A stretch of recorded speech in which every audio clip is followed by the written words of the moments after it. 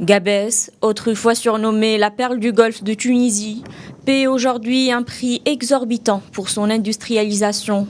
Ici, l'air est âcre, la mer se meurt et les habitants suffoquent, victimes d'une pollution massive liée à l'usine de traitement du phosphate. Un pilier économique tunisien devenu un cauchemar environnemental.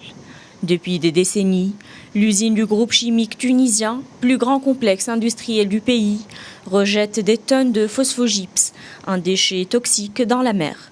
Résultat, un désastre écologique.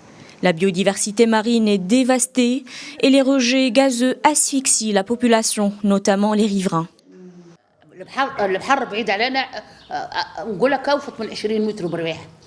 La mer est à quelques vingtaines de mètres de ma maison, mais cela fait presque 20 ans que je ne me suis pas baignée dans cette plage.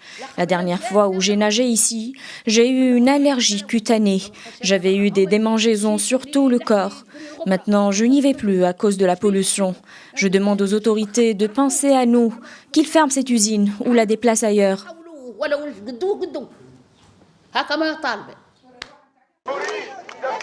Face à l'inaction des autorités, la colère gronde et les vagues de contestation ne cessent de se multiplier dans le pays. Les promesses de modernisation de l'usine tardent à se concrétiser et les emplois créés ne compensent plus les ravages sanitaires.